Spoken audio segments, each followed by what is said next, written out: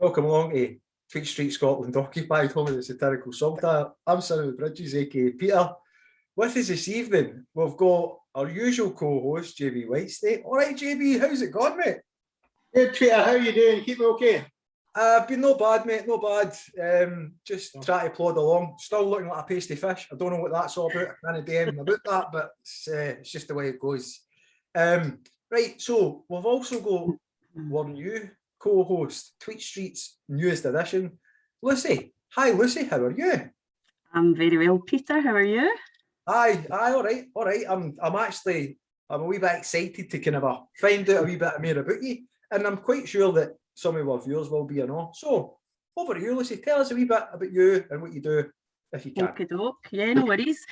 So born and bred in Scotland, come from Inverclyde, lived here my whole life. Doubt I'll ever leave now. Big indie fan. That's how I first kind of came across you, and then you started getting involved in the stuff that I was involved in, which is the sort of women's rights and children's rights, and that's what kind of led me over to TweetStreet Occupied.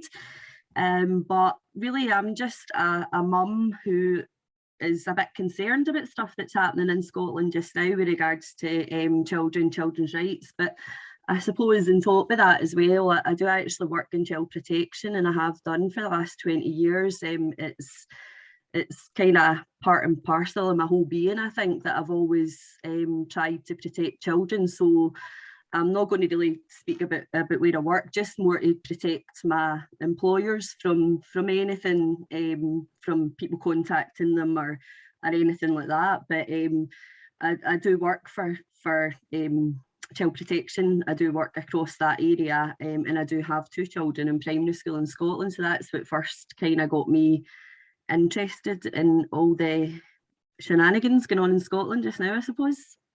Aye. Well, for me, I'd seen some of the things that you had done, and I know a story that we're going to cover a wee bit more in depth when we do Not With My Child Parent Forum, the January one of that, because Lucie is going to be one of the guest speakers there. So we're going to find out a wee bit more about the story. I know what the story is. It's appalling, if you ask me, and it's very concerning as a parent of a school-aged child in Scotland. The story really sets alarm bells ringing in my ears, and it should do for anybody when you hear it. John, I'm going to come back to you now, mate. What have you made of this week's news? What's your highlights and lowlights? We'll come to you first for your highlights and lowlights, and then we'll talk about them in depth. Oh God, think of far enough back. And even comedy would be something like Whiskey Galore or something that's getting more ridiculous by the day. Where do you want to start with? Boris Johnson, down the street parties, and now we've got Save the Big Dog.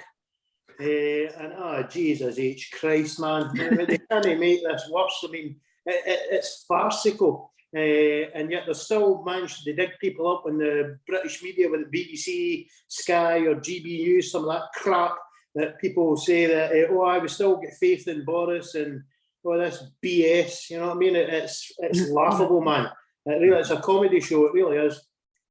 Aye, mate, but obviously we do this regularly, and I think I might have said this before on the podcast. I'm just waiting for Ant and Dec to come onto the television and say, "Ha! This has been a big prank for our Saturday night takeaway thing, whatever it is they do that." And it's been played there 3 years. That's what I'm waiting on, because as you say, it's getting more and more ridiculous.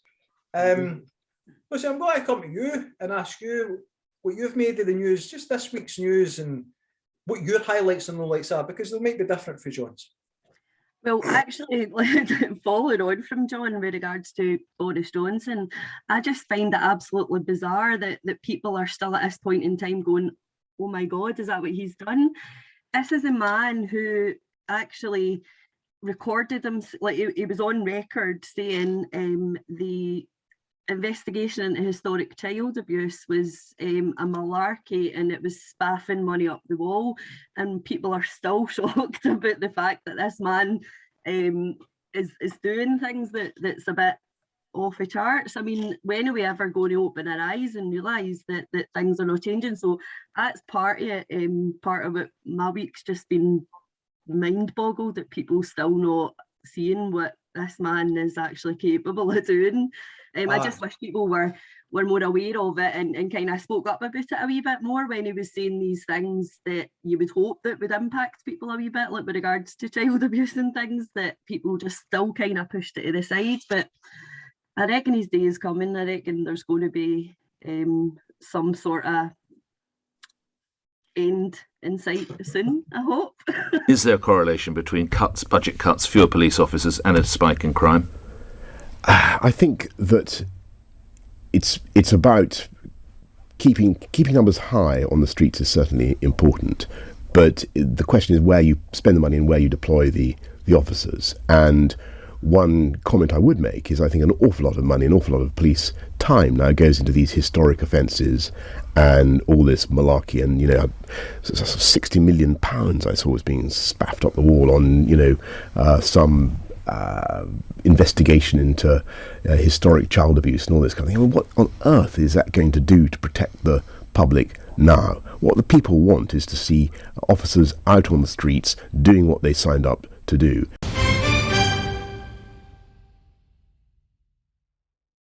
Well, I said on Twitter, John and I were obviously we kind of a chat regularly on the podcast, and we try and kind of we don't always agree on absolutely everything, but we try and kind of put out something that gives folk a chance to go, right, well, I am halfway on that point and I'm close to that point, but I'm not right there with this point. So it's a wee bit of variation. But the thing that I said on Twitter after it happened was I smell a bit of a rat with the full thing, with the Scottish Tories coming out and saying what they said. Mm-hmm. I think it's already in the plan. No, that Boris Johnson should never be Prime Minister. Let's get this clear, right? He should never have been Prime Minister. I don't want him sacked. He's a gift to the independence movement, an absolute gift. And John says last week about your fear to kick the dog, right? That was very apt, John. I know we didn't know we were going to have Operation Save Big Dog or whatever it was. Is it the big red dog, Clifford, or whatever you want to call it? Egypt dog, right?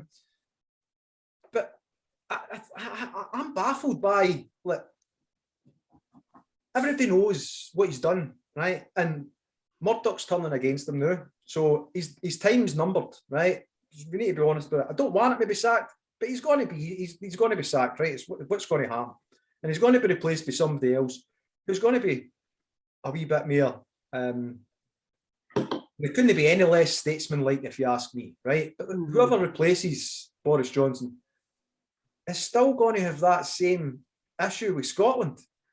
But it's going to be a fresher face that's going to get more chance off the English public. I mean, there's a video, and I'll cut it through this, and you've probably seen it, where they actually started asking some voters, some members of the public in England, what they thought about Boris Johnson after the apology, non-apology. It was never an apology. Again, it's an affront to the people that have died. Yep. And you'll not hear me saying this very often, even to old Lizzie's man, Phil the Greek. It's an affront to everybody that has died through this pandemic. And I know he didn't die, well, it's not been made official that he died of coronavirus. However, he died in the pandemic. Well, these people were telling us to do certain things, and while we were doing the things that they were telling us to do, they were going, fucking look what we're doing. Get the wine fridge in, get a suitcase, get to that shop, fill it up and bring it back, and then lock me in my bedroom with chairs and everything because I'm that pissed in case I get out. Now remember, I'm in charge of the nuclear codes. Aye, right? So this is the kind of a thing that we're up against. Mm-hmm. I want it to be Scotland is independent, right? There's never been a better opportunity, in my opinion. Lucie, I'll come to you first. Do you think that we are stalling on independence? I I don't know that there's any other reason for it. I can't understand why we're still in a position that we're in, if it isn't for stalling. I'm not going to say that I'm a massive, totally aware of absolutely everything that goes on, and I see people on Twitter that, and yourselves probably as well, that really understand it probably better than I can. But if we're not stalling, what are we doing? Why are we still in the same position? Why is the status quo still a status quo? So there's stalling going on, but I'm maybe not the best one to say the reasons for the stalling, but I can see it even without being as ingrained in it as a lot of other people are. So yep, there's got to be something.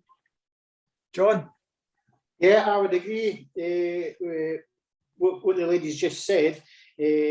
But I know by speaking on Twitter, mentioning on Twitter, you say, and I try not to be factional on this, whether it be SNP or Alba. I'm an independent supporter. I don't belong to any political party, and any political party that can move Scottish independence forward in whatever way they can, then I'll support them.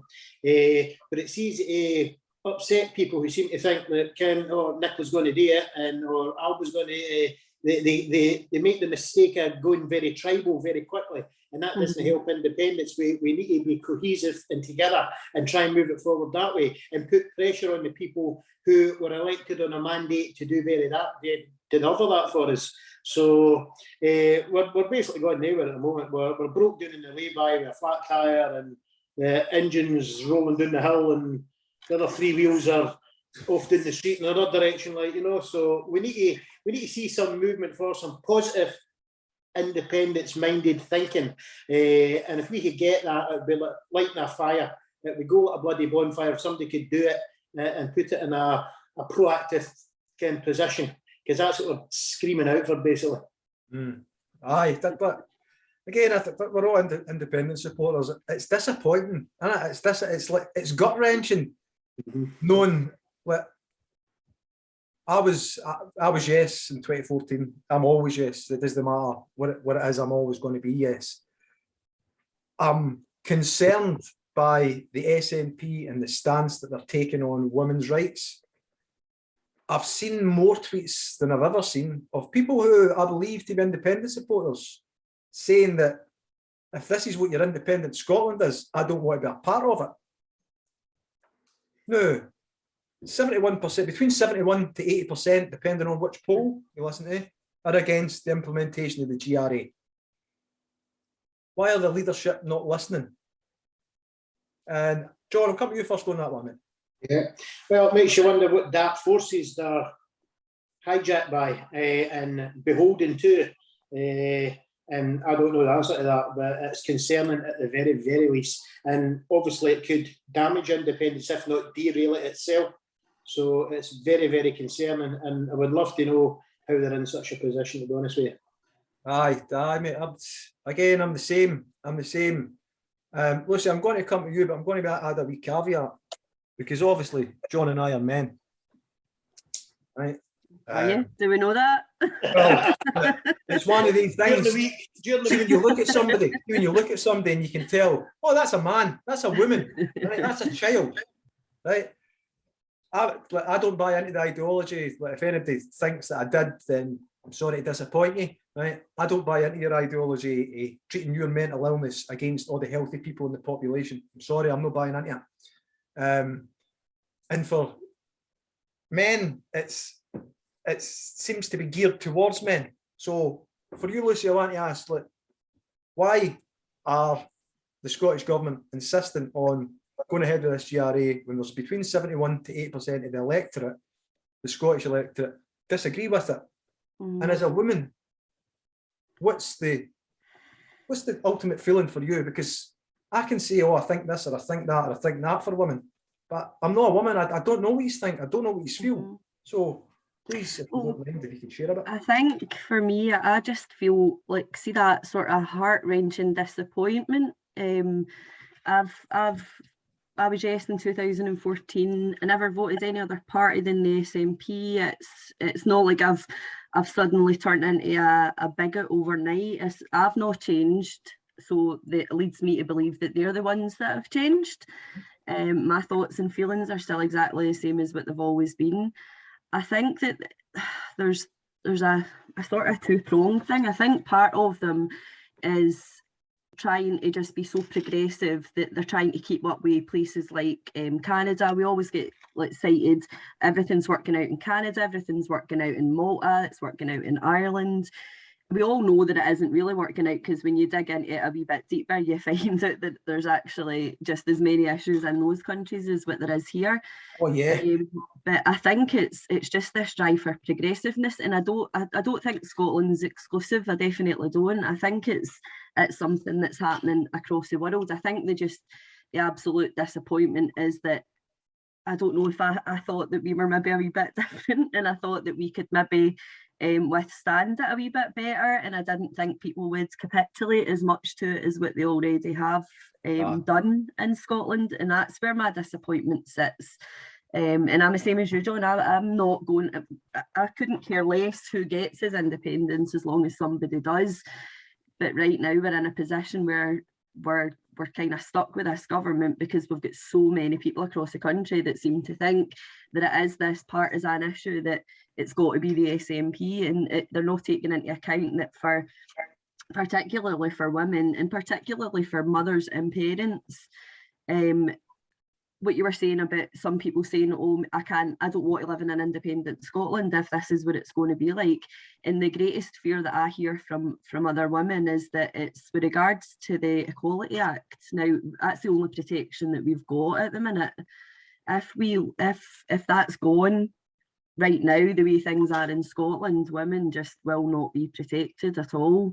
And the issue we've got is that we're being told those concerns aren't valid, and nobody's listening to us. So it's absolutely detrimental for the independence movement, because independence won't come without women voting. So that's a major issue, I think. Aye, I mean, I've said that before. Scotland's got 52% population of women, and 52% of those women population don't agree with the GRA. I'm not saying that all 52%, but so therefore some element of those women, as a result, are potentially going to be switched off for voting for independence, if this is going to be a feature of what it comes to. So with that in mind then, is Nicola Sturgeon the right person for the job? So I'll come back to you first, Lucie, and then we'll go to John.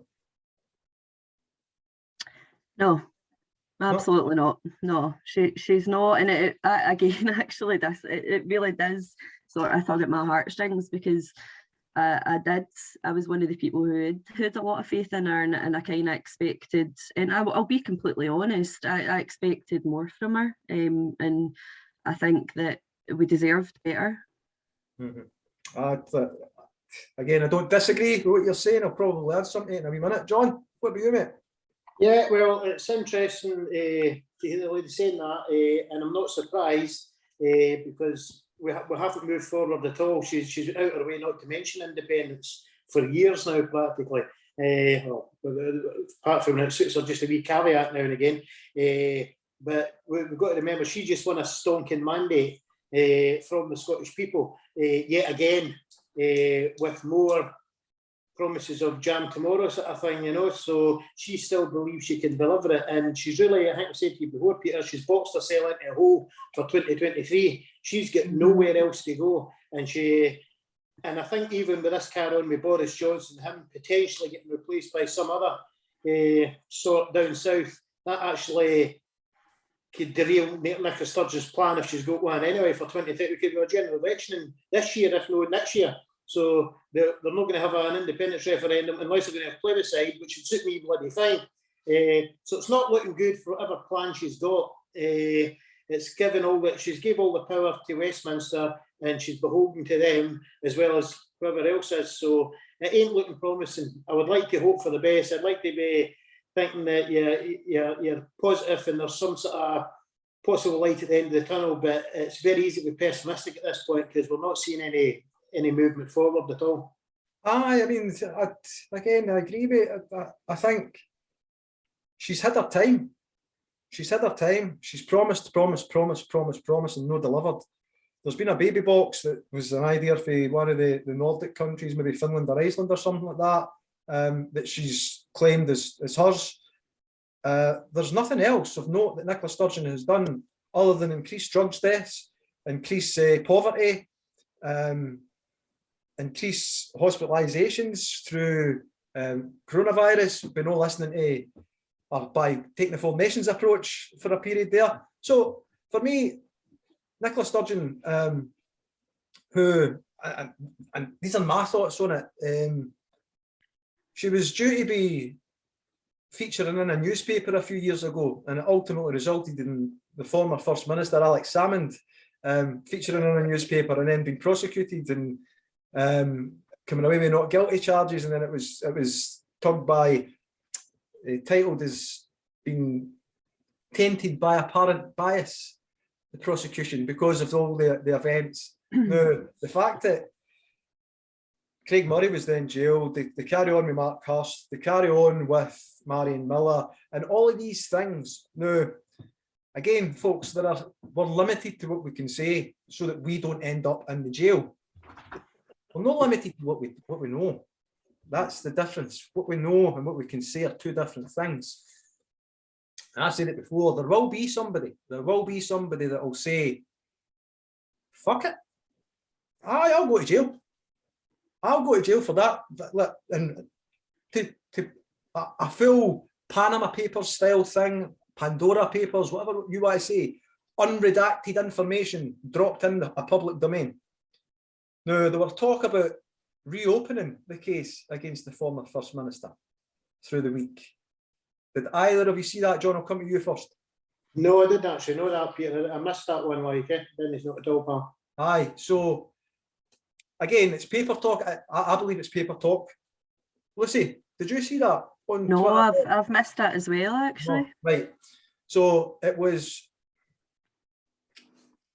I'm going to say it was the Herald or the Scotsman because I can't remember which one it was that it was reported in. For me, it's panic stations at the SNP with the council elections coming up, and it's paper talk, because by doing that, ultimately they will reveal the conspirators to the alphabetes or the anonymous people. It'll ultimately reveal those people.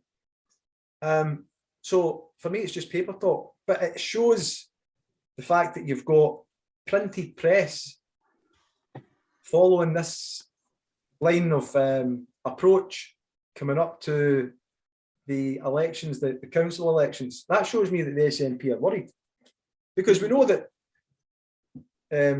Nicola has given money to the unionist press to keep them afloat, so that buying favours and what have you. I just want it to be the case that she comes out and says, listen, I'm just declaring Scotland as an independent nation, right? Because I'll be the first one on and going, oh yes, you're fucking beauty, we're independent, right? But I'll still be the same guy that's saying, well, I'm not happy with this, and I'm not happy with this, and I'm not happy with this, and I'm not happy with this, right?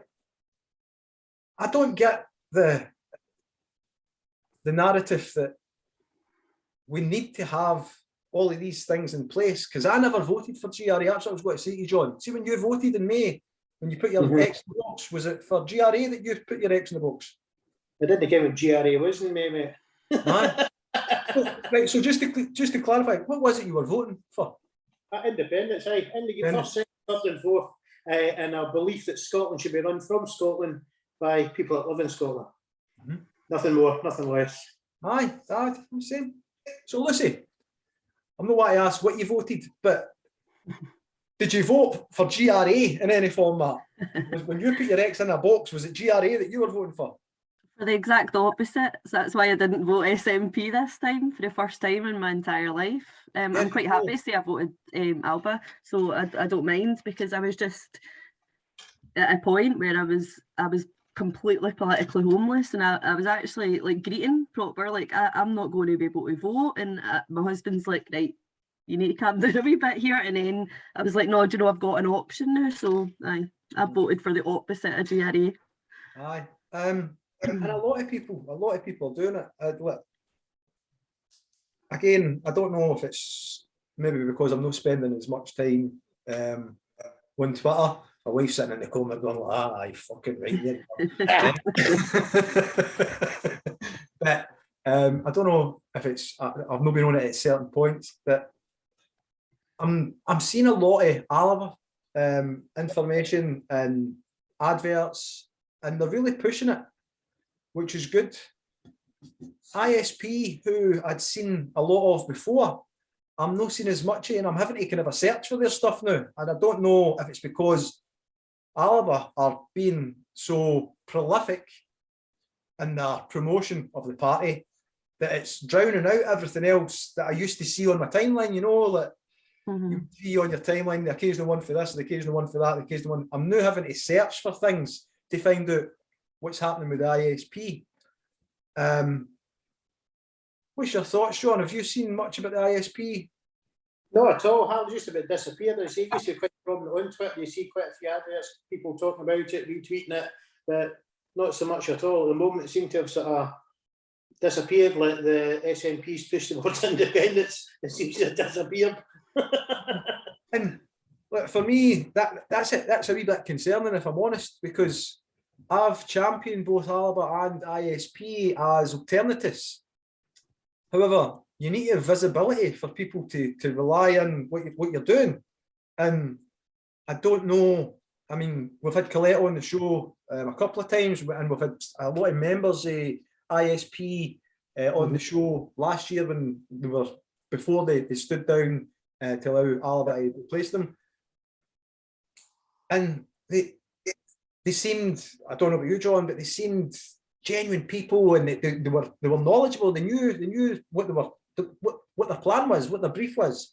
Yeah. So, yeah, they're very sort of fresh thinking, and it was people doing it for the benefit of other people. Was they doing it for they weren't doing it, they didn't come across as doing it for their own selfish aims or one particular ideology. It was people who are concerned about Scotland, who are willing to stick their head above the parapet and try and make the Scottish cause further it down the road, make it something that's achievable again, like I would really, I like a lot of the people in ISP. We had them on a couple of times, and the one thing, universal basic income was something that they were keen on, and that really interested me, because of the dynamics of it, and it would benefit more people, in my opinion.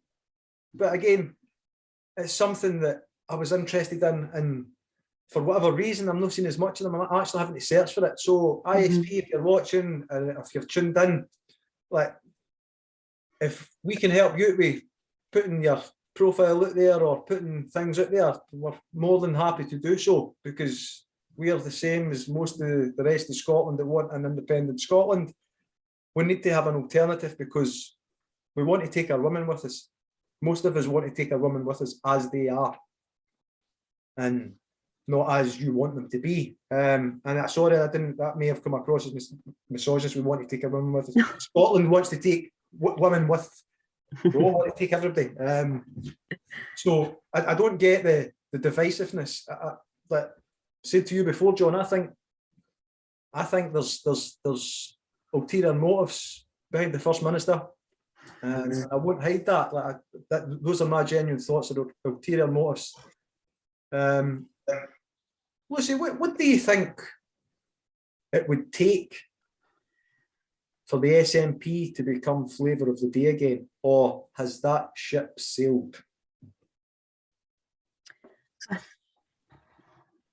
think it's probably sailed, to be honest, but I think I don't want to come across as completely pessimistic, and there is potentially some things that they could do a sort of, I don't think there's ever going to be a regaining of trust from them, from women in particular, but there is certain things that they could do. They could listen, for a start. I mean, they could follow through in their commitments. They committed to speak to women's groups and to hold open and transparent conversations, and they've not really followed through on anything. So I think the ball really is in their court, but at the moment I think they're too arrogant to see it, unfortunately. I mean, like, talking about arrogance, I seen it again. I seen a tweet with It was featuring Mr. Wishart, and he didn't know that one of the biggest employers in his Perthshire area were due to close with the loss of several hundred jobs. But he can celebrate 20 years in like Westminster, and he can call us bigots for disagreeing that women have protected like characteristics, and they should be left as is without this ideology. I don't know. Like, after we had Campbell Martin on John, and he told us certain things, and I've read almost all of the book now, and it fills in some things that you may have thought you've known, but like you just didn't. For if somebody, a first-hand person, like saying it, it's interesting. It's interesting given the fact that we are still tied in this union. Let's go to back down to Westminster. There was a guy on the television today, Oliver Dowden. Right. Sorry, I should have waited until you took a drink there, Lucie. Can you just? I know you spat out there, didn't you? You spat a whiskey out there.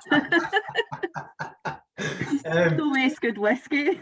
Aye, that's one thing a Scotland never do.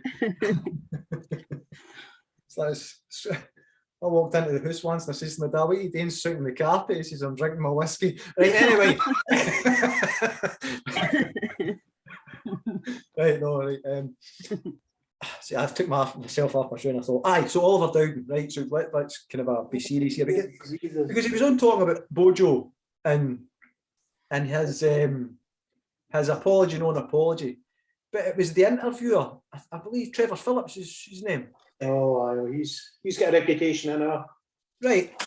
No, I know, albeit I've watched him and he can be a wee bit Tory-ish if you ask me, but so is everybody that's in mainstream media. They're too Tory for me, too Tory for TV.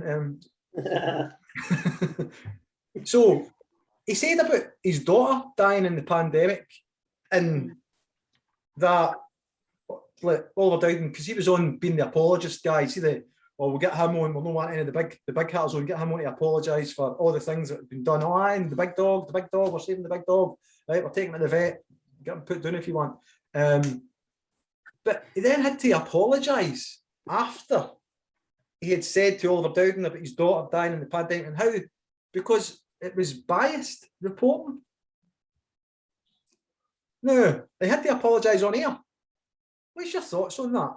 Look, I think I'd have took my tie off and threw my hangman down and says, "Fuck yous, I'm off." Look.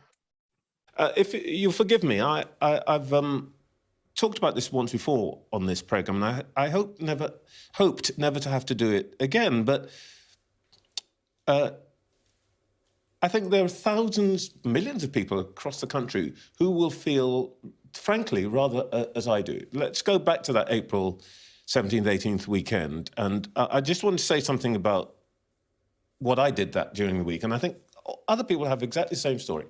That week, I saw my two daughters at various times outside. One was pregnant, one was very ill. Their mother, stepmother, and I weren't allowed to meet them together. We all stuck to the spirit and the letter of the rules. On the Saturday, after watching the funeral of Prince Philip, I went to one of my friends' 70th birthday parties. He'd hired a tent. He's got loads of friends, but he'd hired a tent for just 6 of us, so we could sit outside. He stuck to the spirit and the letter of the rules. At that dinner, I get a call. My daughter's collapsed, and as you will know, for months she'd been isolated. She was ill.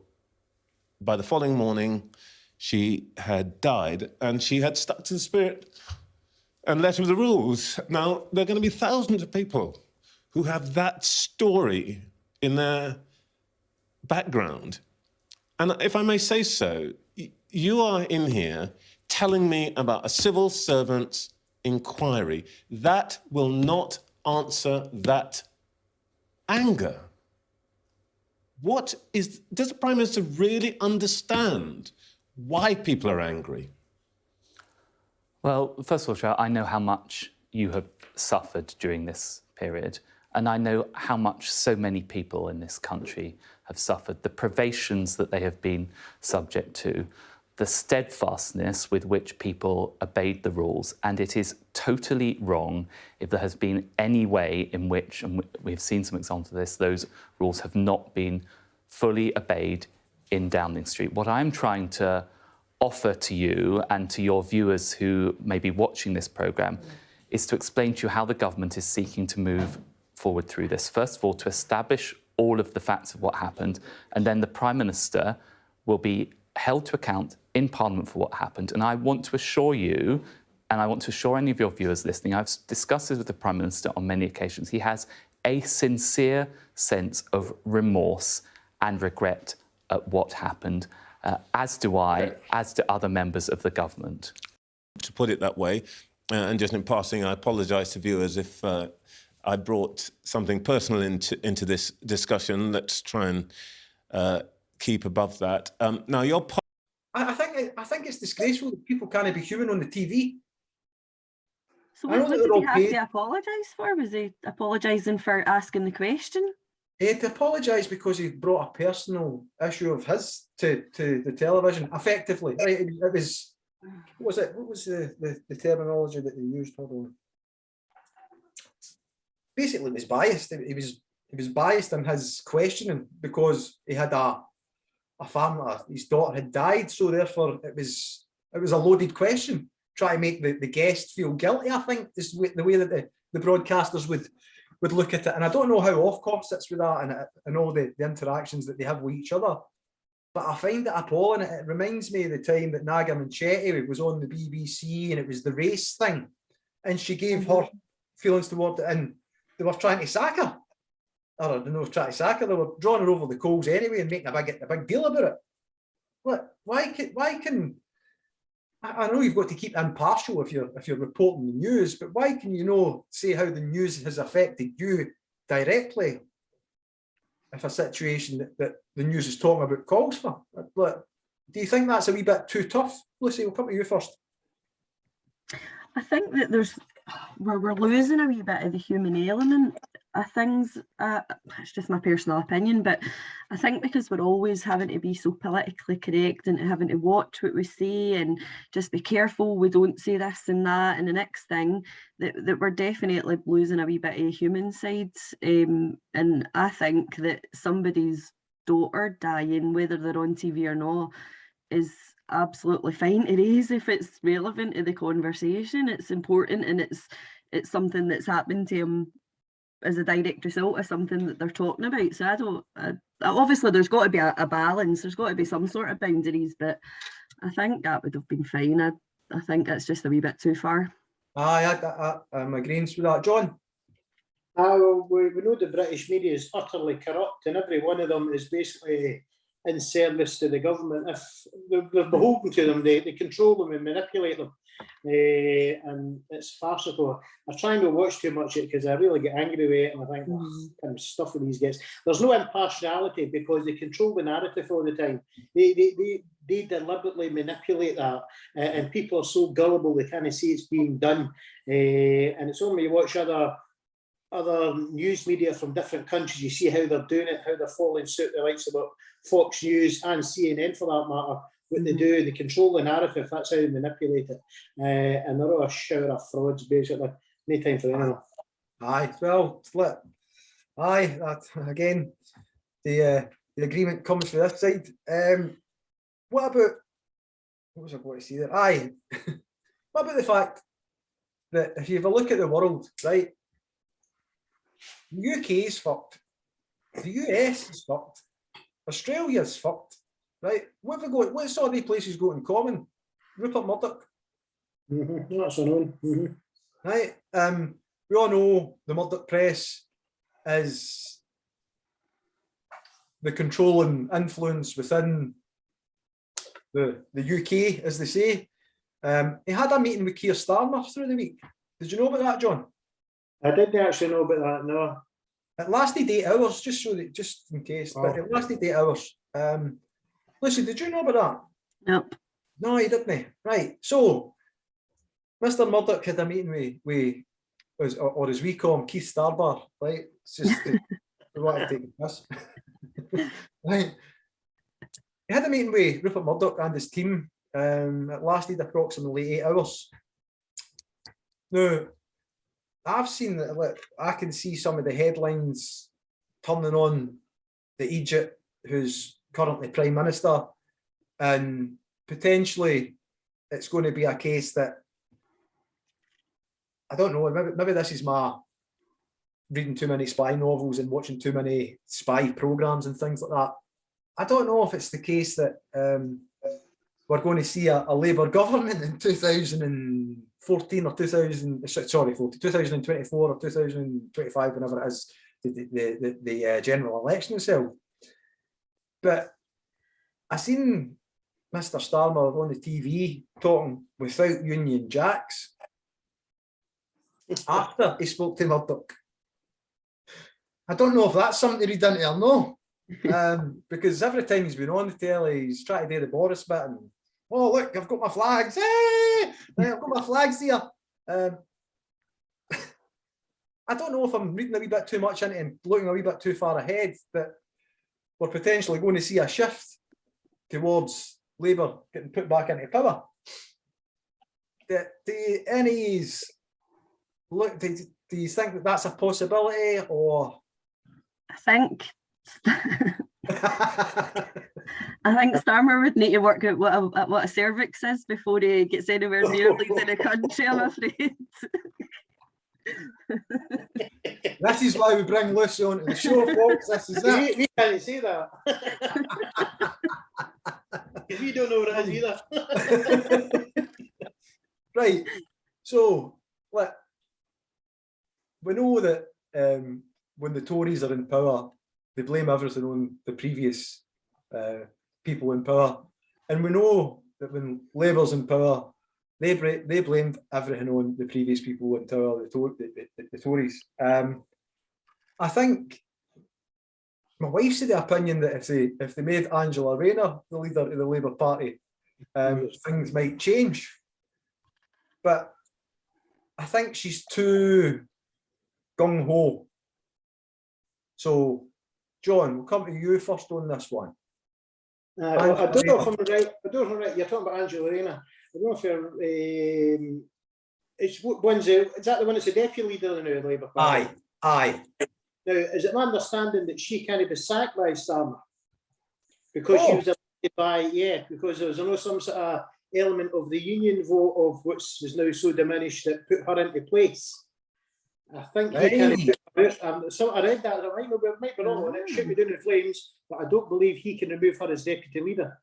Yeah, I read that. So I didn't know that, but I will investigate. I'll tell you another thing about our Keith is he's making a lot of press about how helpful private equity can be in the NHS, and making it more mainstream and talking about it within Labour circles. Another chap who's an up-and-coming Labour superstar, Wes Streeting, another one, he's mentioning how private healthcare could help get the NHS out of hole. Now, that's just them worming it in just as the Tories are doing. And it's no surprise that one of the major backers of Keith Starmer is somebody who's involved with companies that get bids in and basically can be running the NHS billions in the UK very, very soon.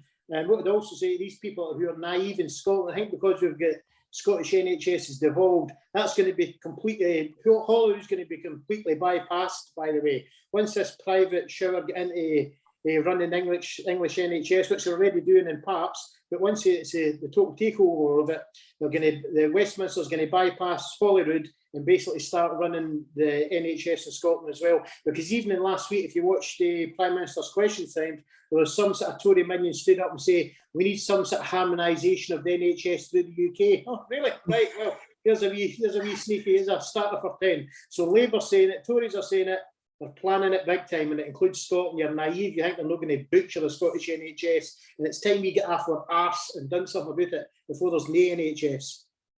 Right.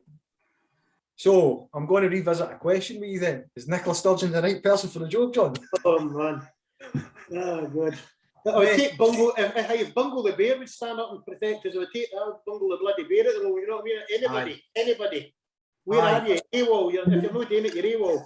I mean, well, I'll keep on going on about this now because it bothers me, right? Because it's families like mine that are the next on the next rung of the ladder, John. So I'm just an average person who struggles by week to week, month to month, the same as the majority of Scotland, I would say, right? But I'm at that bottom rung of the ladder. I'm not looking for sympathy. All I'm saying is I can't afford for this bastard that's done absolutely fuck all but run down the independence movement, shatter the people's AS30, women's rights, kids' rights, this child sex survey. I can't afford to sit back and let this bastard no doing. And I'm angry because I'm the next.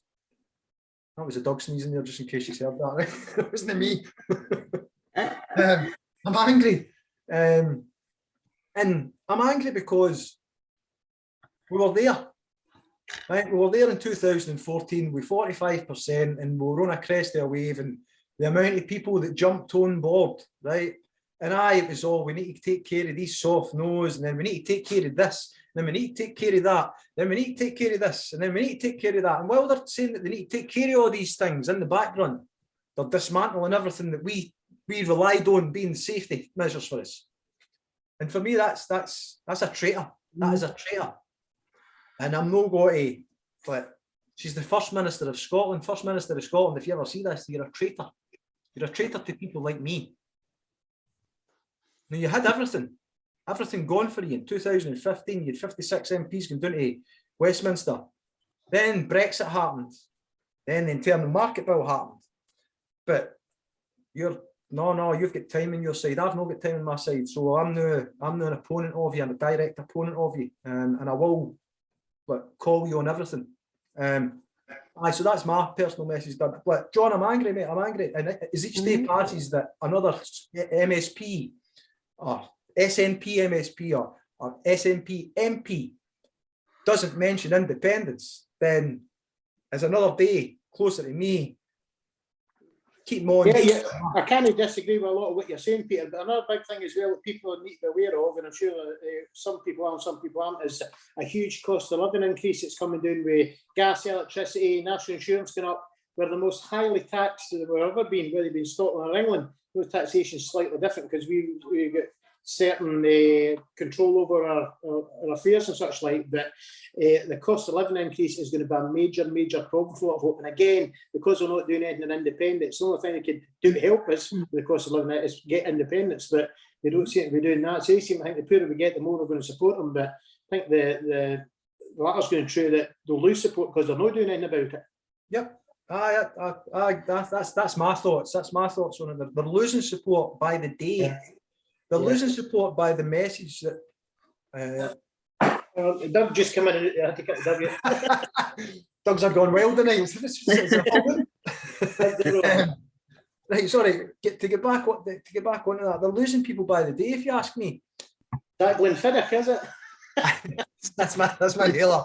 I just couldn't get a breath there. Sorry. Where was I? Shit. They're losing support by the day, right? They're losing support by the day, and they're losing support by the message that they send out. Because see, every single one of them that send out a message that says about the Tories and dad and dad and dad and dad and dad, the Tories, independence solves it, right? Like, what are you moaning on Twitter about the Tories for when you are the people that ultimately are in the positions to change it, right? Do something about it instead of fucking bleating about it on Twitter. Right, do your job, look after us, because we're dying here. Scottish people are dying, right? So I want, as I say, I want Ant and Dec to jump out and go, it's all been a joke, right? Everybody's back to normal, the way we were before all this pandemic started. I know that's not going to happen, you know what I mean? Can he stand a pair of buggers like they're paying arse and everywhere, aren't they? They're just not here though. They're not jumping out. No, they're not jumping out and actually Like, I don't watch that show. I just know that the day I surprised, like a Beadle type, a Jeremy Beadle type, known folk where they prank folk, right? I don't mind a wee prank and stuff like that, but Have an asset and two cake at the one time, they too. I can't stand them like that. Brutal. I just take it too far. That's where we're at now. Right, Lucie. So I'm going to ask you, what do you expect to see for the local elections in May? Do you expect to see a change? Well, not in Inverclyde, no. No. Right, No. okay. John, do you expect to see a change? I would quite like Albert to do well. Maybe it would be a kick up the arse that the SNP need and sort of point them in the right direction. Whether they take heed of it or no, I don't know. But hey, any sort of fresh faces, fresh ideas, fresh impetus pushes forward, I would go with anything at all. Mm-hmm. I can see some things changing. It might not be as good as what a lot of people think it will be. However, I think it will be a start. I think it will be a positive start is the way I'm going to put it. I think it'll be a positive start. I would love it to be a fantastic start, right? But that's just the driving independence bus again. That's that, right? I would love it to be fantastic, but I can see it being a start for at least Alaba. My concern is for ISP. I've got a concern for that. I need to be honest with that. Because at first it was ISP were going to get my second vote. In May, it was ISP were getting my second vote. I was going to vote for them because they were the alternative and they could have potentially held SNP's feet to the fire if enough people voted for them. Same as Alaba, right? And that wasn't achieved. But I think a lot of people, or certainly a lot more people, are now aware of the con of both votes yes, with the unionist MPs, MSPs getting in on lists and what have you. But again, that's another traitorous mistake by our First Minister, asking for both votes, knowing that it's going to elect unionist MPs to the Scottish Parliament when we could have Scottish independent supporting MPs elected to the Scottish Parliament. So, come back to. And then she's just been an ordinary politician, hasn't she? She's only seen she's only looking after her own party's interests. If you want to play devil's advocate, she doesn't, even though she probably doesn't see Albert as somebody that she could work with. She's only saying, I'll put my particular political narrative forward and serve my political interests. And that's the same as what any political party would probably do. We need somebody like what you're going to say, who can think outside the box and say, right, if we really want independence and there's a pro-independent Scottish party we can work with, then by Christ, we need to be part of that, team up with them and get all the seats and do what we need to do. But the SNP has just been as dogmatic and self-interested as any other political parties would be, because and that's to their detriment and to our detriment, and it just makes them another political party as opposed to being the party that wants to bring Scotland forward. Aye, they're playing politics with Scottish people's lives when you thought that they were looking after Scottish people's lives. And just to come back on what you were saying there, somebody with the ingenuity or somebody with the wherewithal to say, well, what's best is if you put your first vote here and your second vote there. I'm sure that happened in the lead up to May, John. I'm almost certain. As a matter of fact, it did, because that's what I done. Nicola Sturgeon never said it, as far as I'm aware. Like, no, but I'm sure somebody did say it. I'm sure they did. It was Alex Hammond. It was Alex Hammond. Yeah. Vote for SNP.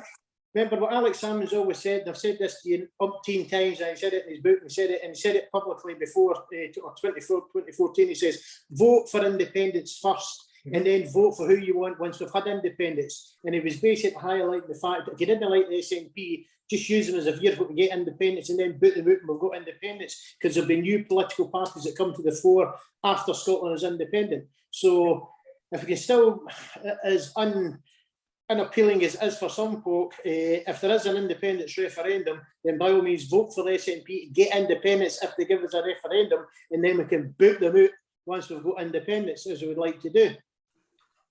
And again, but but what we spoke about earlier then comes into play, John, when you've got 52% women who don't agree with, like, no of them don't agree with GRA, because there are some women who seem to be championing Nicola Sturgeon's ideology, the ideology that she's pushing. However, there will be some that go, well, no, like we discussed earlier, I'm not voting for independence because of these things. So the tragedy of that, is we remain in the union. Simple as that. So you might have to hold your nose to vote for SNP independence and then vote them out, because it's never going to get any better if you don't vote for independence. If they put it on the table, you're going to end up still in the union, playing second fiddle to that shower down the road, and it's only going to get worse and worse. And by that time, the holiday is going to be consumed by Westminster, NHS is going to be consumed. It then becomes a parish council up here, and then they vote to close it because that's what they want to do. They want to kill it and let it die in the vine, basically. Right, Lucy, I'm going to come to you with that because I've got a funny feeling your opinion's going to be completely different for John's.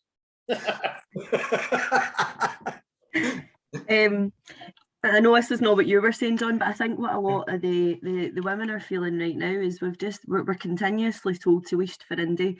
We're continuously told that things will improve if we get independence, and I would absolutely love to believe that would be the truth. And I don't want to be joined to issue union any more than anybody else does, but I think that it's just such a tricky position that we're in just now, that instead of voting SNP, which I will never put pen to paper and vote for them again, even if I hold my nose, because I can't. I just feel like far too betrayed by the way that they've acted.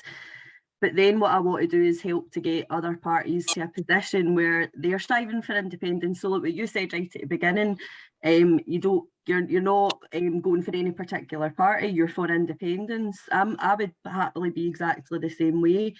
But at the moment, and SNP have just, the boat sailed for me, and I know that makes me, if I want independence, I know it makes me in a kind of really precarious position, but I just don't want to get past that.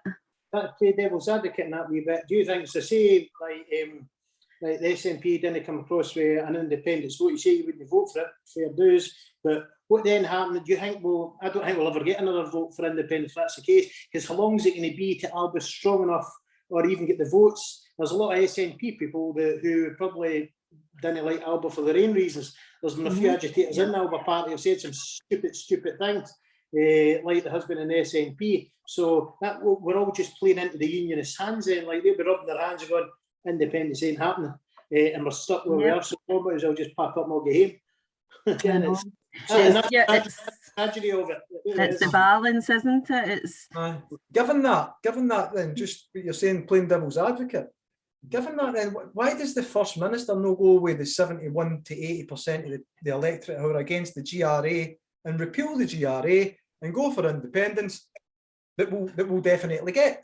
Why does the First Minister, the person who's in that position to make that decision, not do that instead then, John? That's what I don't get. And it doesn't affect us too much. Well, that's as best I can, and I don't know the true answer, but she's beholden to dark forces, that people have been put into positions of power within the SNP who make policy decisions that have now got her by the short and curly, so they want a better bloody word like it. And that's a terrible position to be in. She'd never allowed herself to get in that position, and that's compromising independence potentially. So ultimately, it's Nicola Sturgeon that's responsible for her no getting independence by her actions, her inactions, and everything else. So I'm coming back. Lucie's already said, I don't think she's the right person for the job. She's not moving Scotland forward. If anything, she's moving us backwards. And okay, she might be popular throughout the world's elite, but she's not moving Scotland forward, which the Scottish people have elected her to do. That's right, yeah. At the end of the day, she's only a fitter team, John. If it was a fitter team, they'd she's only months away from winning a massive majority again and doing nothing with it. That's the infuriating thing. But the clock's ticking. with Nicola Sturgeon. She can't. I think she's toast by 23. Like she's no putting wheels in motion for this year, for next year. Which I know you think, and you and I've talked many times about it before, that she wouldn't do it. But and I'll say, right, you're probably right, Peter. But I'm hoping for the best and expecting the worst. Put it that way. That she's the clock's ticking down on her, whether she likes it or no. She might think she's got time. She doesn't. She's ticking down this year, and next year she's got to go basically, because she said 23 basically, and she can't make it 24, 25, 26. Because you can have an election in 24, a general election, so that's a bit further down the road. Aye, look, I don't know, but there would need to be a fresh leader in Westminster. I think they'll run the full term. There's no way that they'll cost an election. Remember, they're repealing the minimum terms for general elections, so they can have a general election every 2 years now if they want. That's what they want today. But to just keep chugging on, they've got 2 year parliament, and keep getting promising Brexit nutcases for the jam tomorrow and Land of Hope and Glory and Britannia rules away from all that pants. Aye, and what was the other thing that I noticed? The crime and policing bill, where again it's going to be illegal to protest when up to 51 weeks in jail for protesting. No, I read a book. Like, it might have been like one of the history books about 1984. about the war or something like that, right? About the war or something. And it told me, I make myself sound intelligent. I didn't read a book. It was a couple of articles online, right? And I was flicking through all the wee bits of it and finding out bits. And then it took me another couple of links. It took me somewhere else. And it seems similar, because we've said this before also, but it seems similar to the way that Germany went in the 1930s. But it was, you've got the police no investigating crimes that are carried out by the government, and you then got people who can't protest for or else they go to jail. Yeah, Germany, North Korea, away in Romania? Where are we? I thought it was Scotland we were in. Well, George Monibot, that writer and political commentator, he recently said that we're now at the position where people say, why didn't people in pre-Nazi Germany stop it when they could see it was happening? And he says that's where we are in the UK. We've got a dictator in place basically, and a crew of possible dictators to replace him when he's ready to go. And they're going to say, well, why aren't people seeing what's happening in this country? How right-wing it's lurched, and that includes the Labour Party, because Starmer's no different to Johnson. He's just more intelligent looking. He's just as dangerous a man as what Johnson is, and any of Johnson's cohorts. Liz Truss is very, very dangerous as well. She's a devious woman in more ways than one. She's the Groucho Marx of the Tories, you know what I mean? These are my policies. It's okay, I have others. Talking what she says, like. Oh, sorry, these are my morals. It's okay, I have others. That's what I meant to say there. But look, she changed her story for Remain to Brexit, and the single market to the single market. Like, she's a flip flop, and it depends on who's financing their interviews. Oh, here you go. That's Boris Johnson as well. He's a flip flop. He done that. That's all he's done in political days. He's split it from political camp to political camp, and basically see what way the wind's going and join in and run in front of him and say, "Follow me." He's an opportunist, and that's what's got where it's gone. Aye, he's an opportunist. He's a liar. He's lots of things. He's lots of things. Like I'm a scheme boy, right? I came from a scheme. I grew up in a scheme. I live in a scheme. I'm for the scheme, right? I know people like Boris Johnson. See, like lying bastards that'll do this, do that, do the next thing. Whatever it is, they need to do for them to get to wherever they need to get to. I know folk like that, right? They shouldn't be Prime Minister. They should never be Prime Minister. They're dodgy bastards, right? Like Kevin Bridges say, I know like hundreds of folk, that £40 folk, that can get that for 40 quid and get this for 40 quid. I know a lot of they people. Boris Johnson is a 40 quid, kind of is the English equivalent of in for 40 quid. But he just typifies what Britain stands for at this time in our history.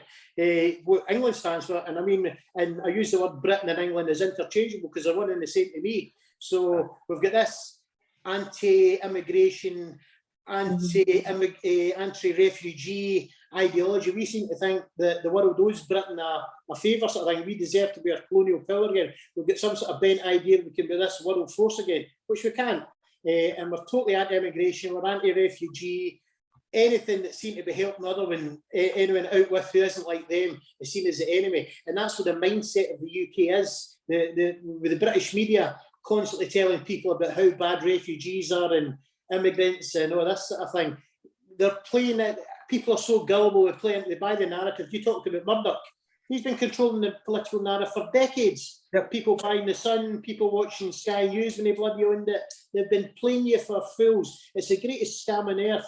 You pay money to them when you pay for Sky TV, Sky News when they owned it. You read The Sun or whatever other publication he's got. You pay them to politically indoctrinate you. It's the biggest scam out and the biggest money payer out. They pay you paying them in politically indoctrinate you. Fools, absolute bloody fools. Aye, well, that's what we think of them, and they probably think the very same of us. But they've got mere financial proof of your foolishness. Anyway, I don't buy newspapers. I don't buy newspapers. I don't bloody buy them. No. Right, so I think this will probably be the last article for this evening, folks. And we're back to the parties at Downing Street, right? Because do you know we like to do a wee bit of Tory bashing on this show, John, right? Yeah. Did you see Bojo on the dance floor with the lady? I thought he was going to do a bump and grinding. Did you see the bump and grinding going on there? And I wonder where that lightsaber went, by the way. That was Dad dancing on acid, man. That was out of this world, by the way. I wanted to bleach my own eyes. It was horrendous. It was so bad. It was. And he's standing there. I don't know if it was a can. A drink he's on. A can or something. And as Lucie said, I thought it was going to try and do the see that thing that they do with women bending in front of them and that, and they doing that. I'm like, no, come on, Dave. Man. I'll cut that video through at the end.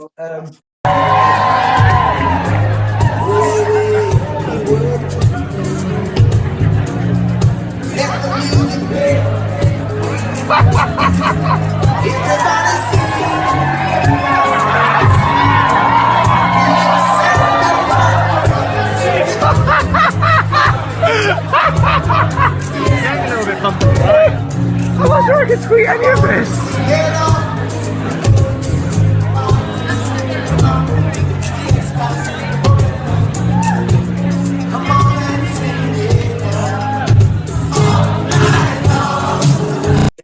There was also one, did you see the one, which I also found funny, where all the Borises turned up at Downing Street? And wanted to arrest them. And they were outside singing. That was brilliant. About it was a Works meeting. Like again, that meme about as well, the dog dragging its ass across Save the Big Dog. You seen that wee meme today? It's got a Labrador with Boris Johnson's face on it, dragging its ass across the flare and a big skid mark. Save the Big Dog. Save the Big Dog. Aye, so Operation Red Meat. Do either of you know what Operation Red Meat is? No, enlighten us. Right, Oh, again. you're just throwing a word at her? No, I've not heard it. Operation Red Meat is Boris Johnson's way of getting back in with the Tories and the Tory voters by making sure that the BBC bastard and licence fee remains the same for 2 years. There was a couple of other things on it, but the one that I thought, like, again, was a slap in the face to anybody in the north. And I think that's in the north of England. I don't think they mean the north as in the north of Britain. I think they just meant the north of England on this occasion. They're going to try and level people up. So basically what they're saying about the people in the north is that you're way down below them and they need to bring you up a level or two instead of putting you down a level or two like they've been doing. So again, it's the con. It's the, oh yeah, we're levelling up. Michael Gove's got to do a white paper on levelling up for the north. This is Operation Red Meat, John. This was today. Again, for me, it's mere fantasy. It's like, oh, it's the vow.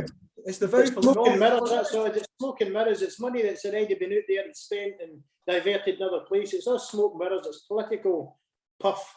So aye.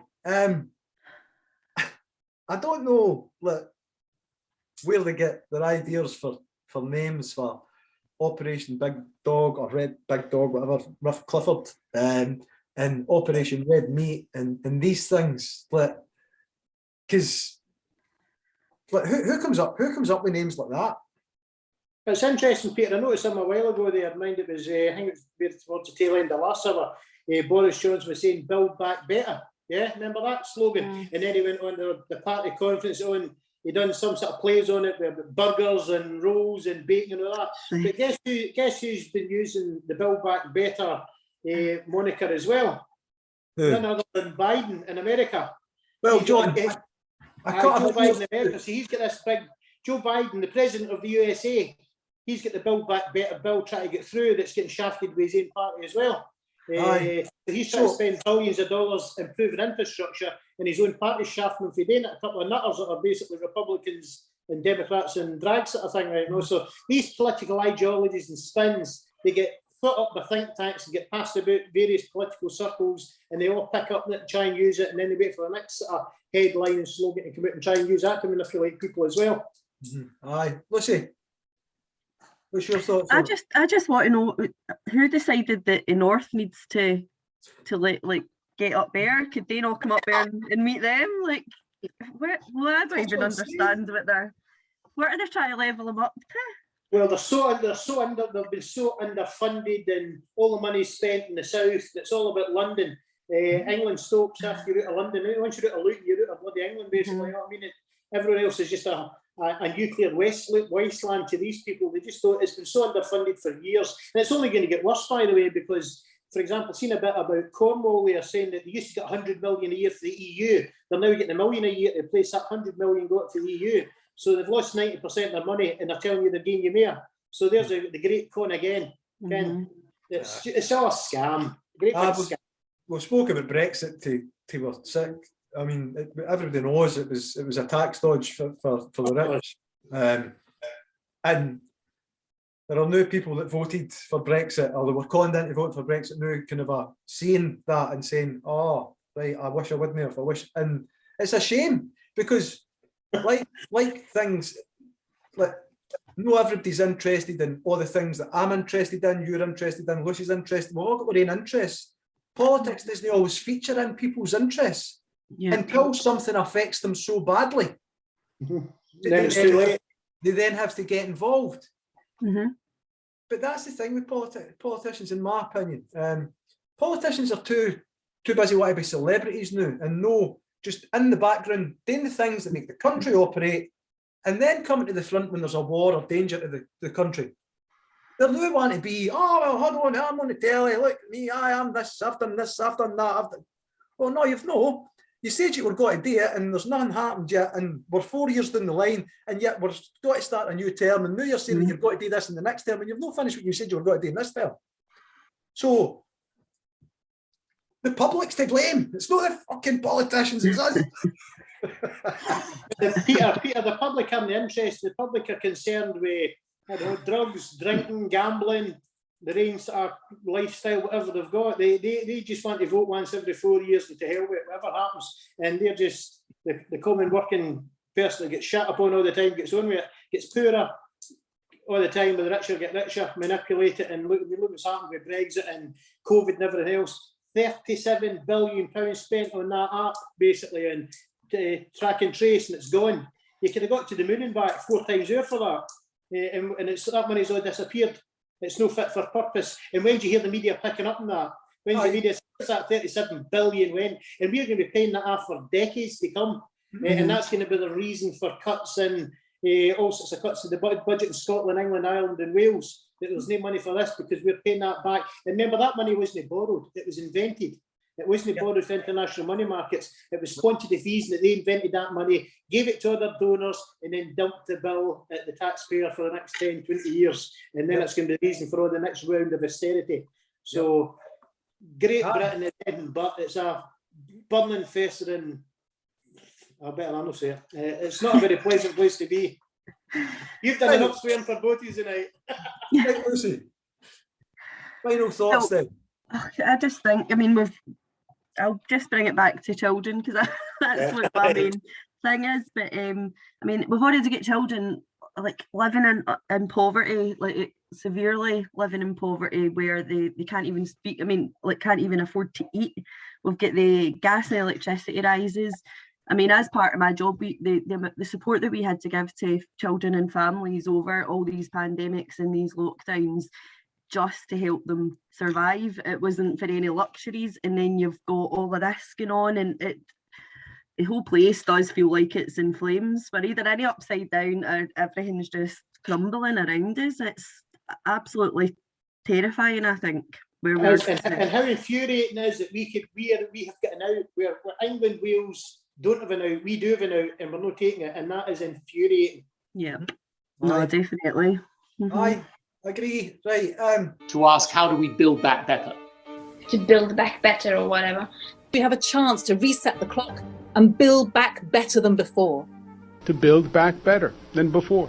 Remember the terrible damage of COVID as we try to build back from this global pandemic. Joe Biden calls it build back better. Build back better. Building back better. To do things differently. To build back better. We're going to build it back better. And build it back better. My plan to build back better. Start taking all the problems that have been created in education and mental health and start to build back in a positive way. I have launched a booklet called Build Back Better, Britain After Coronavirus. It's about building this country back better. Growing conspiracy following it. It is called the Great Reset. An unprecedented opportunity to rethink and reset the ways in which we live. The great opportunity for reset.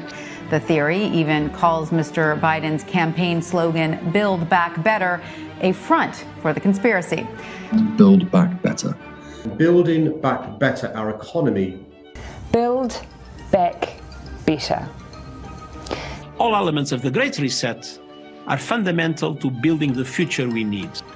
This pandemic has provided an opportunity for a reset. It's a big effort to, some would say, to build back better. We would say to really have a great reset. Conspiracy, conspiracy. Conspiracy. On that note, we're going to say good night for this evening, everybody. Tune into us because we've got a couple of things coming up over the next couple of weeks. We'll have Lucie doing our first co-host interview slot next week with the Safe Schools Alliance. We'll have also next week we've got something else on. Oh, the Not With My Child. How could I forget about Not With My Child? Parent Forum Not With My Child.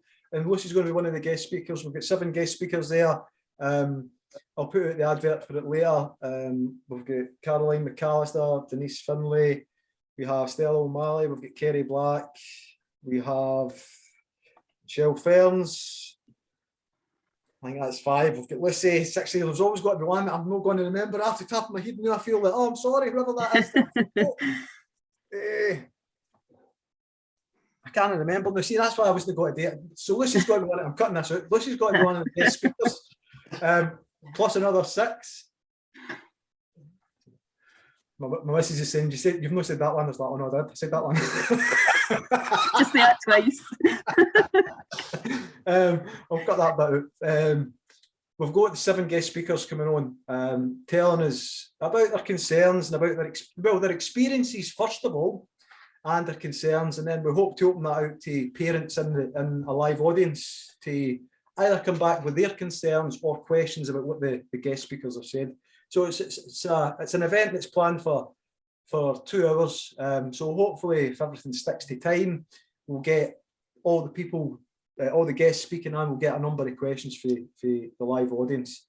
We're trying to have parents involved in the live audience. It's not parents. It can be a parent. It can be a grandparent. It can be a carer. It could be the responsible person for a child.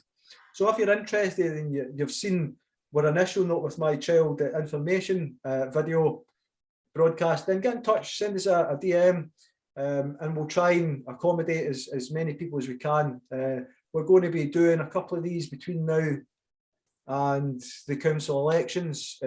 So January, February, March, well, between now and March, I think we'll finish up the Not With My Child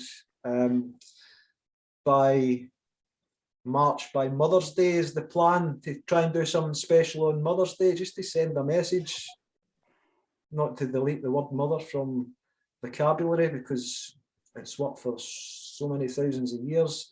So we're going at it, we've got a couple of things today, and of course, not to forget, we're Scottish Thinkers Independent Spokes Forum. Stiff, so we'll be having a couple of stiffies through the year. So we'll be, I know, that's why, it's the reason why I sat for a wee while thinking about what we could call it, right? And the SNP are gone pure sex mad and asking 16-year-olds to send videos so that they can produce videos and that for them, right? And some of the things that they're asking, I think, are very a bit risky. And some of the people that they're putting in positions, their complaints manager, complaints officer, and so on and so forth, they're very controversial. So with some of the things that we've unearthed and some of the Not With My Child background team research, the volunteer researchers, whatever you want to call them, just people that have got full-time jobs, that don't want to put their face on camera, that are professionals that are doing a lot of things for us that you would pay a lot of money to get done by these professionals, have unearthed an awful lot of information that in different times would potentially bring down a government, John. Lucie, really? Potentially bring down a government. So please do, mate. Because there'll be a couple of wee reveals. Maybe not in the January forum because we've got our guest speakers, but we're going to do some sub forums as well, where it might be just myself and a couple of parents who are prepared to put their face on camera, who know some of the things, to explain it a wee bit, so that for people who don't get into this kind of stuff and only averse to this kind of information, so that it's understandable to parents who are maybe this isn't on their radar. Oh, it's that easy to find that information. I can look for that myself. And everything that we've got, almost everything that we've got, has been made available online at one juncture or another. There are things that we have that haven't. I don't know how they've come into the possession of these things. People like, I just say, oh, well, I'll do the recording and talk and that and just tell me what it is, right? So, John, I mean, it's probably one of the reasons why I'm so against the current First Minister at the minute, because of these revelations, because of these things that in the background that you see. And if you release it, you're going to jail, John. If you release this information, you're going to jail. But it's official documents and official information. So when you're like, right, okay, fair enough. I see where we are. I wish we're in a different situation. I really do. I really wish we're in a different situation in Scotland, because it could be so much better for so many more people. And this is where we are, right? And on that note, we're finishing on a downer tonight, right? It's a pure downer, right? We're still in this union. We want out. And we're getting told half of the Tories we're too wee, too poor and too stupid. We're getting told half of the SNP that the First Minister's got time on our side after having tried to jail the former First Minister of Scotland on trumped up charges. Amongst other things, with Mark Hurst and Craig Murray and certain other things that I'm aware of, it leaves a bad taste in my mouth, especially when so many people still hold high hopes for the First Minister to provide us with independence. And that's where I'm at the end of this show. It's like, it's gutting, but hopefully something happens to change where we are. I don't know. We just keep fighting. That's what we've got to do. But that's it, Lucie. We keep on. We're Scottish folk. We got up and we got on with it and we tried. No, fuck it. Let's go. Let's try and make it better. We've no voted Tory. Scotland hasn't voted Tory for 65 years. We're attached to a union with the best chance that we've ever had to be free for this union over the course from 2015 onwards. And we're still here without as much as a vote on it. And that's what sickens me. That it's like when we've not even had the chance to have a say on it. And we see what's happening down south, and we see the leaders of this country no attacking what they're doing. And for me, it's like she's beholden to the crown. That's I've said it. She's beholden to the crown. She's said she's British. She's everything else. She's went after the former First Minister. She's went after independent stalwarts. Our party have tried to rub people off as bigots. Certain people that I don't necessarily agree with in certain issues, but I know that they're no bigots because, well, hold on, they believe that women's rights should remain as they are and protected in the enshrined in laws they are. So how does wanting that to remain the same make you a bigot? Which does it no mean that the people that want to change it are bigoted to us? Is that no more accurate? Because there's only, well, gone by the polls, there's only 21% between 20 and 29% of them, if you go with the 71% or 80% against the GRA. So how are the majority of people that don't want this bigots? And this is what confuses me. And hopefully when we go on to our parents' forum next week, or shortly after next week, actually, we'll discuss this a wee bit more. But it's they're trying to sell us something that's broken, and because we're questioning something that's broken, they're just turning it around and making us be the bad people. For questioning them selling as something dodgy. That's exactly what's happening. It's how I see it, because the easiest way to solve that and get as many people back on board would be just to repeal the GRA. Just repeal the GRA, and you've already got a swing of people coming back on board with you, because that's the issue, the GRA and the hate crime bill. I mean, but things that are going to impact Scotland detrimentally, because Catholics are only protected by the hate crime bill. And again, is it lesbians as well, or something with the hate crime bill? Lesbians? No, women, just women. Is it women? And again, this is my ignorance to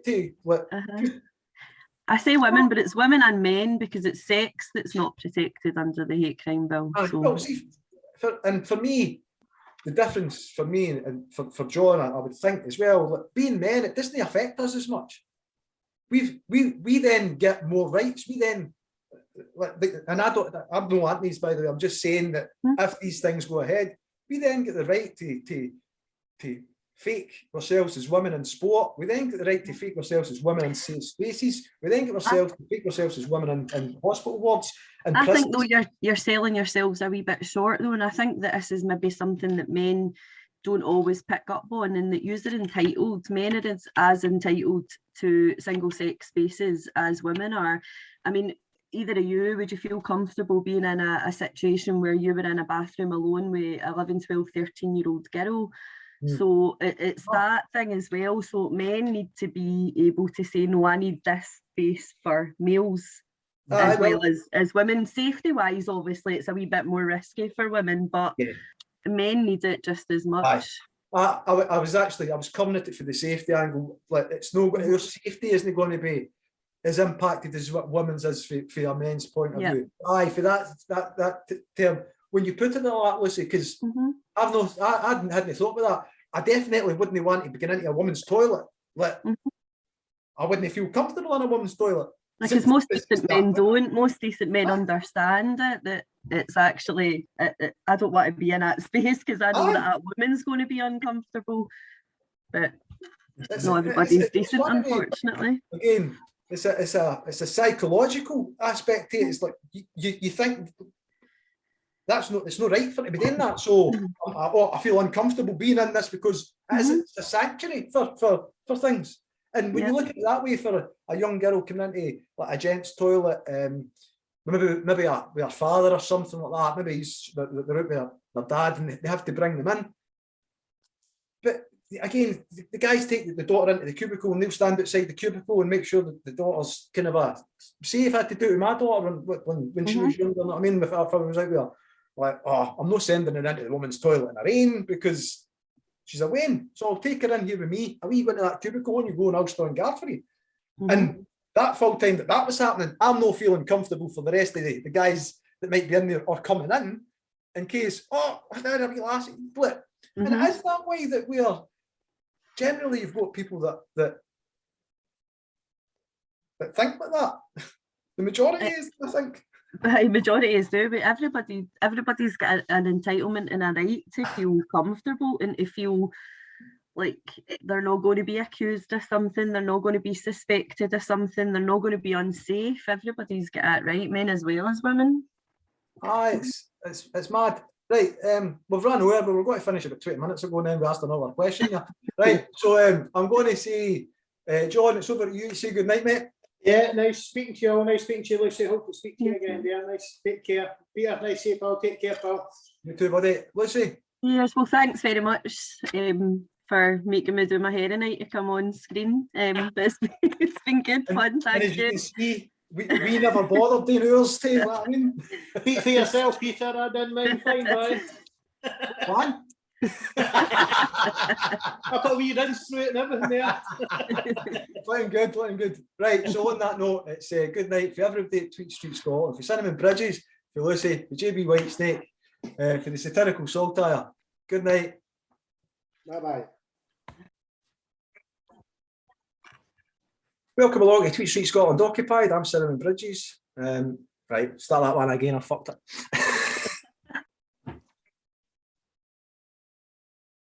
Just here in Uxbridge today, Boris Johnson's constituency. Don't you ever mention that name in front of me, that filthy piece of toe rag. And I don't think there's anybody that's got enough big enough pair of whatever to take his job at the minute with COVID and Brexit. And I think he's doing a fine job. I do forgive him, and we do all make mistakes, so that's it. It's blown up out of all proportion. I'm prepared to give Boris Johnson and his colleagues the benefit of the doubt.